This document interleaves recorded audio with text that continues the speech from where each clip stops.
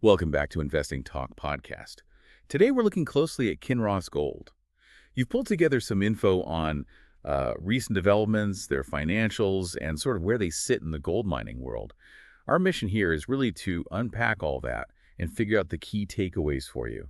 We'll touch on recent announcements, their financial performance, and the wider gold market context to get a clearer picture. Sounds good. Let's see what the information tells us. Okay, let's start with the recent stuff for Kinross Gold. Looks like their Q1 2025 earnings are coming up May 6th after market close.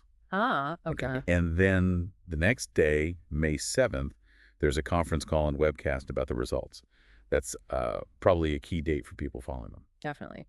Earnings calls are, well, crucial. They give you that snapshot of recent performance and often hints about what they expect going forward.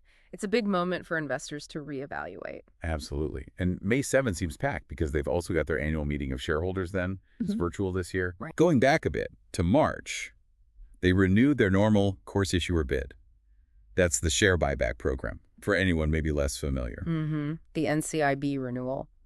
That's interesting. It often suggests management feels the stock might be, a bit undervalued. How so? Well, by buying back shares, they reduce the total number out there. It can potentially boost the value of the remaining shares. It could be a sign they think the business is stronger than the market realizes. That makes sense. It makes you think about the timing, doesn't it? And, how much they plan to buy back. Now, generally, earnings reports can really move a stock price, right?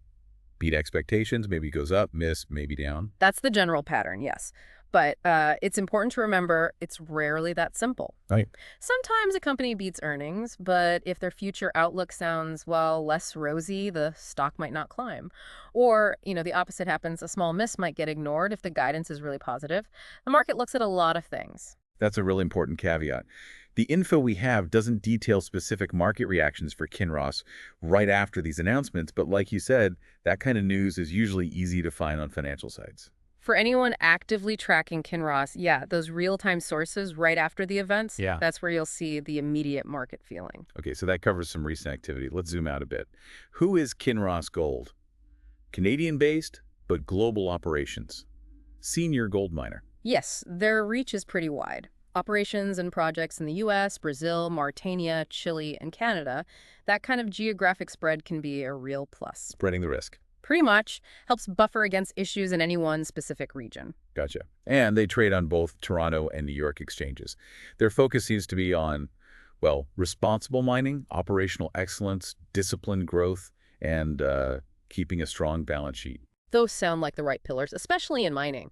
Environmental responsibility, running things efficiently, that's key.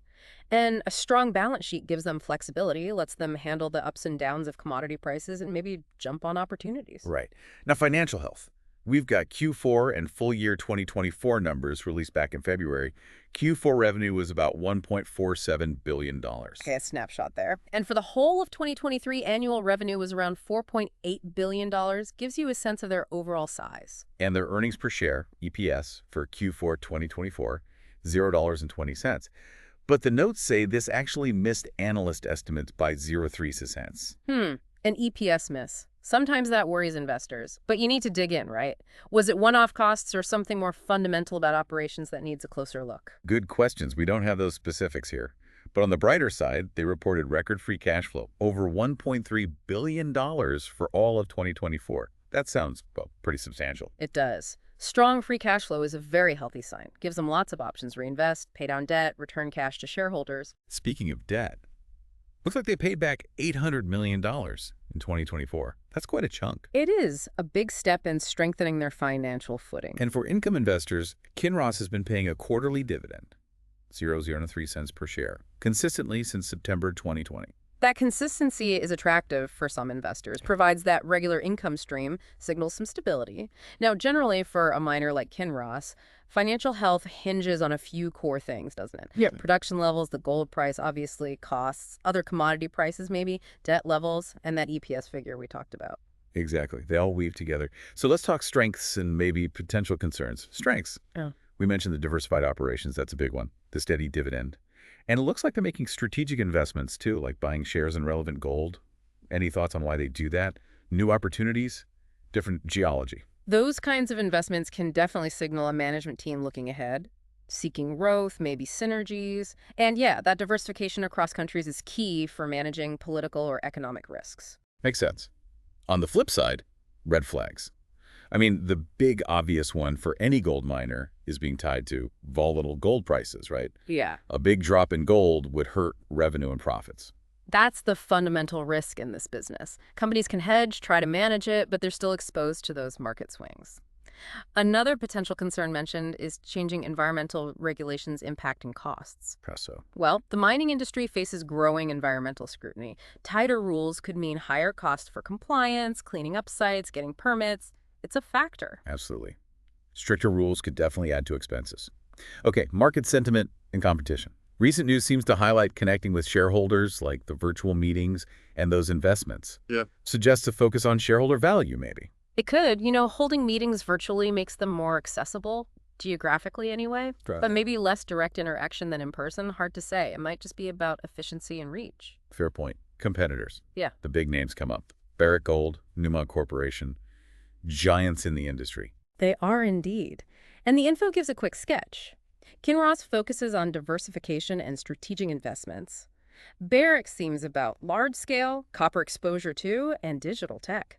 Newmont, well, they're the biggest producer, huge portfolio, big on sustainability. Interesting contrasts.